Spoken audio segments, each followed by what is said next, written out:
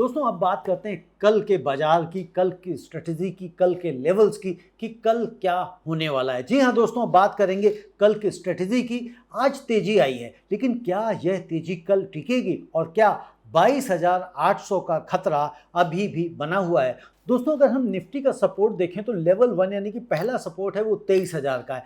Nifty ने आज 23,200 का लेवल रिकवर कर लिया है, रिगेन कर लिया है। अगर 23,200 से नीचे आएगा फिर 23,000 है, उसके नीचे फिर 22,900 है और 22,900 टूटा तो फिर 22,800 का लेवल टूट सकता है और 22,800 टूट गया तो फिर 22,500 आ ही जाएगा, ऐसा पूरी संभावना बन सकती। रेजिस्टेंस लेवल की बात करें तो 23,350 पहला रेजिस्टेंस, यहाँ पर सेलर्स आ सकते हैं और रेजिस्टेंस लेवल 2 तो 23,500 अगर ये टूटता है तो फिर मोमेंटम तेज हो सकता है। सेंसेक्स की अगर हम सपोर्ट की बात करें तो 73,500 पहला सपोर्ट है और 73,000 दूसरा सपोर्ट है।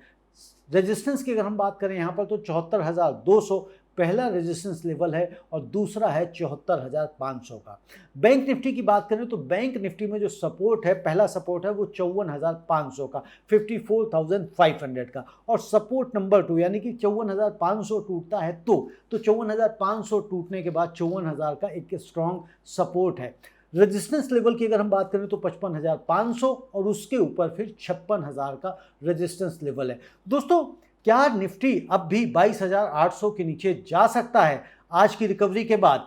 तो दोस्तों 22,800 का रिस्क थोड़ा तो कम हुआ है लेकिन खत्म हो गया है ऐसा नहीं कहा जा सकता। सिनारियो नंबर 1 देखें, मिडिल ईस्ट सीज फायर अगर फिर से टूटे, अगर ईरान इजराइल फिर मिसाइल्स चलाने लग जाए और हॉर्मुज पर खतरा फिर से बढ़ जाए तो क्रूड $110 पार करे तो निफ्टी 22,800 टेस्ट कर सकता है। सिनेरियो नंबर 2 देखें, यूएस इन्फ्लेशन डेटा खराब आए, इस हफ्ते यूएस सीपीआई डेटा आएगा। अगर इन्फ्लेशन अनुमान से ज़्यादा रही तो फेड रेट हाइक की चिंता और एफआईआई की सेलिंग और तेज। सिनेरियो नंबर 3, एफआईआई सेलिंग का एक्सीलरेशन, अगर FII selling 10,000 crore per day से ऊपर चली जाए तो 22,800 पहुंच सकता है दोस्तों। Scenario number 4, IT sector earnings disaster, अगर आने वाले क्वार्टर्स में आईटी अर्निंग्स बहुत खराब आ जाएं तो सेक्टर वाइड सेल ऑफ होगा। लेकिन पॉजिटिव सिनेरियोस अगर आप देखें, अगर middle east cease fire hold करे, क्रूड $85-90 के ऊपर स्टेबल कर जाए, अगर यूएस इन्फ्लेशन थोड़ी सॉफ्ट आ जाए तो निफ्टी 24,000 की तरफ छलांग लगा सकता है।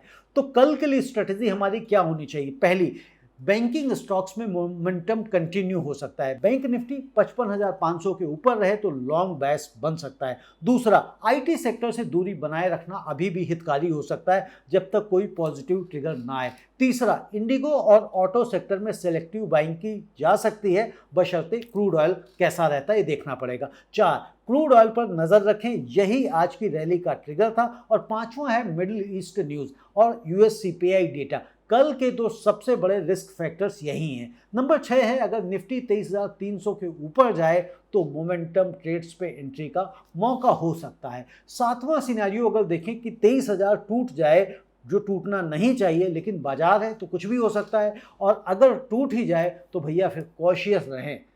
दोस्तों अब देखते हैं कि आज के बाजार से इन्वेस्टर्स के लिए क्या सबक मिलता है, क्योंकि हम हर दिन के बाजार से सबक ढूंढने का प्रयास करते हैं ताकि हमें कुछ सीखने को मिले कि क्या है। तो आज के बाजार ने कुछ अनमोल सबक दिए हैं। तो सबक number 1, recovery always comes, question is are you in. कल निफ्टी 243 अंक गिरा था और आज 119 अंक चढ़ गया। जिन्होंने कल डर कर स्टॉक्स बेच दिए तो उनसे आज की रिकवरी मिस हो गई। जिन्होंने पेशेंस रखा उन्होंने आज पार्शियल रिकवर कर लिया। बाजार में सबसे महंगा फैसला होता है पैनिक में सेल करना। सबक नंबर 2, सेक्टर रोटेशन को समझें। कल ओएनजीसी 1.52% ऊपर था और आज 1.93% नीचे। कल पावर ग्रिड 1.5% ऊपर था, आज 1.5% लगभग नीचे। कल इंडिगो और बैंक्स गिरे थे, आज वो टॉप गेनर्स हैं। यही सेक्टर रोटेशन है जो क्रूड ऑयल के मूवमेंट से ड्रिवन था। जो इन्वेस्टर सेक्टर्स की इकोनॉमिक्स को समझता है वो हमेशा एक स्टेप आगे रहता है। सबक नंबर 3, एडवांस डिक्लाइन रेशियो पढ़ना सीखें। कल 760 स्टॉक्स ऊपर थे और 2543 स्टॉक्स नीचे। पूरा बाजार बिक रहा था और आज 2380 स्टॉक्स ऊपर हैं और 904 नीचे, यानी कि पूरा बाजार खरीद रहा था। यह रेशियो बाजार का असली थर्मोमीटर है, इसे डेली देखें और समझें। सबक number 4, global events, market movement. तो मिडिल ईस्ट में एक सीज फायर की बात हुई और इंडिया का बैंक निफ्टी 1130 अंक उड़ गया, क्रूड ऑयल 2% गिर गया और इंडिगो 4% चढ़ गया। भारतीय बाजार अब फुली ग्लोबली कनेक्टेड है। जो इन्वेस्टर ग्लोबल न्यूज़ फॉलो नहीं करता वो बाजार की आधी कहानी मिस करता है। तो इसलिए ग्लोबल न्यूज़ देखें, ग्लोबल न्यूज़ समझें। सबक नंबर 5, डिफेंसिव सेक्टर्स हमेशा एंकर रहते हैं। फार्मा कल 0.41% गिरावट में था और आज 0.59% बढ़त में। एफएमसीजी कल गिरा था और आज बढ़ गया। दोस्तों ये सेक्टर्स वोलेटिलिटी में भी स्टेबल रहे हैं और रिकवरी में भी पार्टिसिपेट किया है। पोर्टफोलियो में फार्मा और एफएमसीजी का एक्सपोजर तूफान में नाव का लंगर साबित हो सकता है। और सबक नंबर 6, एक दिन की गिरावट पूरी कहानी नहीं। कल लोग पूछ रहे थे क्या बाजार 22,800 तोड़ेगा, लेकिन आज बाजार 23,242 पर है। शॉर्ट टर्म वोलेटिलिटी को लॉन्ग टर्म स्टोरी से मिक्स नहीं करना चाहिए। इंडिया की ग्रोथ स्टोरी जो जीडीपी, इंफ्रास्ट्रक्चर, कंजम्पशन सब इंटैक्ट है। एफआईआई की सेलिंग एक टैक्टिकल मूव है, स्ट्रक्चरल इंडिया स्टोरी नहीं बदली है।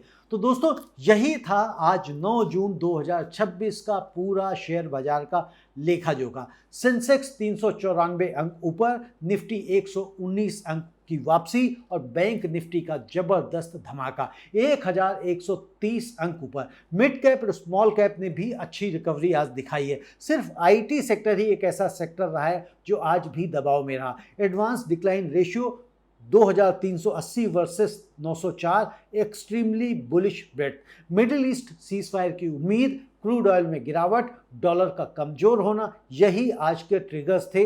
गोल्ड ने 8 दिन की लूजिंग स्ट्रीक तोड़ी, सिल्वर थोड़ा डल रहा और कल के लिए बैंक निफ्टी मोमेंटम पर नजर अवश्य रखें। यूएस सीपीआई डेटा और मिडिल ईस्ट न्यूज़ 2 बड़े रिस्क हैं, तो इन पर आपकी नज़रें गड़ी होनी चाहिए। और 22,800 का सवाल आज की रिकवरी के बाद प्रोबेबिलिटी कम है, लेकिन सिनारियोस अभी भी जिंदा हैं। अगर यह एनालिसिस आपके काम आया, समझ में आया, तो लाइक अवश्य करें, चैनल को सब्सक्राइब भी करें, बेल आइकॉन को भी दबाएं और हमारे वीडियो को दूसरे व्हाट्सएप ग्रुप्स में भेजें ताकि जो दूसरे अन्य इन्वेस्टर्स हैं, जो आपके साथी हैं, जो आपके भाई बंधु हैं, उन तक भी यह हमारा शेयर बाजार का लेखा जोखा पहुंचता रहे। और साथ के साथ हमारे चैनल की मेंबरशिप अवश्य लें, क्योंकि उससे हमें हौसला भी मिलता है और हमें पता लगता है कि हम कितना बेहतर काम कर रहे हैं। दोस्तों जो बाज़ार में टिका रहेगा, जो बाज़ार में टिका रहता है, वही लंबे समय में पैसा कमाता है। और जो